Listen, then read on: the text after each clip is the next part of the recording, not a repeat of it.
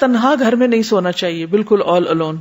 ابن عمر سے مروی ہے کہ نبی صلی اللہ علیہ وسلم نے تنہا رات گزارنے سے منع فرمایا ہے. کچھ بھی ہو سکتا ہے رات کو انسان کو، تو کوئی نہ کوئی آس پاس ہونا چاہیے.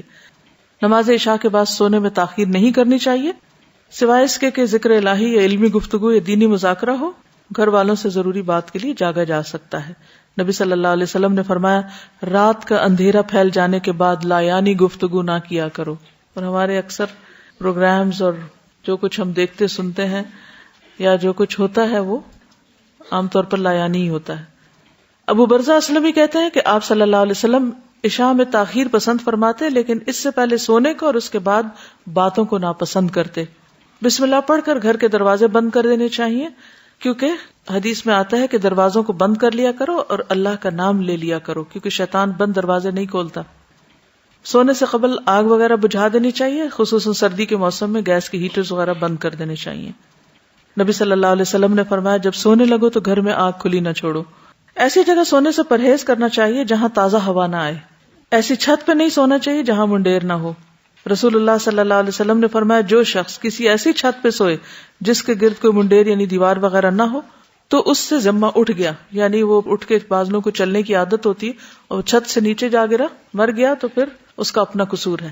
برا بن عازب کہتے ہیں کہ نبی صلی اللہ علیہ وسلم نے فرمایا جب تم رات کو بستر پر لیٹو تو نماز کی طرح وضو کر لیا کرو، یعنی سونے سے پہلے وضو کر کے سونا چاہیے کیونکہ اس کے بارے میں آتا ہے کہ جو شخص باوضو رات کو سوتا ہے اس کے بستر میں فرشتہ رات گزارتا ہے.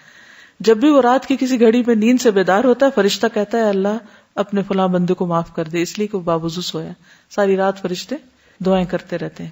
حدیث میں آتا ہے جو مسلمان باوضو ہو کر اللہ کا ذکر کرے اور ذکر کرتے ہوئے سو جائے پھر رات کے کسی حصے میں اس کی آنکھ کھل جائے اور وہ اللہ سے دنیا اور آخرت کی خیر مانگے تو اللہ تعالیٰ اس کو عطا فرما دے گا، یعنی دعائیں بھی قبول ہوتی ہیں ایسے شخص کی.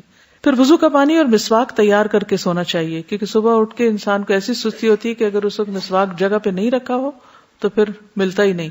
سعد بن ہشام سے روایت ہے کہ ام المومنین سیدہ عائشہ رضی اللہ تعالی عنہا نے رسول اللہ صلی اللہ علیہ وسلم کے وطر کے متعلق بیان کرتے ہوئے بتایا ہم آپ کے لیے مسواک اور وضو کا پانی تیار کر کے رکھ دیتے تھے.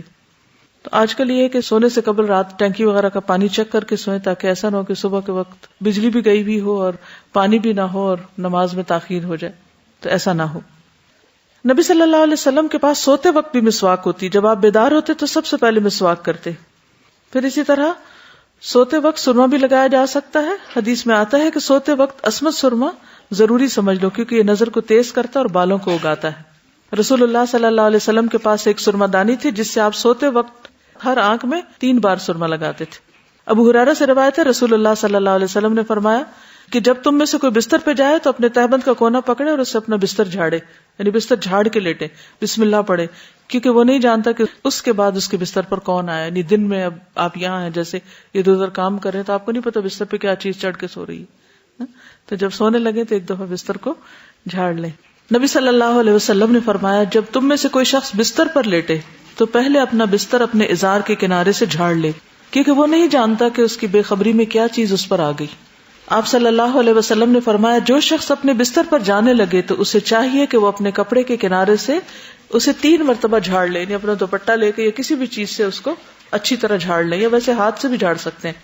پھر یہ کہ زیادہ آرام دہ بستر نہ استعمال کریں. حضرت عائشہ فرماتی ہے کہ رسول اللہ صلی اللہ علیہ وسلم کا بستر چمڑے کا تھا اور اس میں کھجور کی چھال بھری ہوئی تھی. جب آپ سونے کا ارادہ کریں تو گھر میں جو بھی بتیاں یا روشنی وغیرہ ہے اس کو بجھا دیں. جابر روایت کرتے ہیں کہ رسول اللہ صلی اللہ علیہ وسلم نے فرمایا رات کو جب سونے لگو تو چراغ بجھا دیا کرو.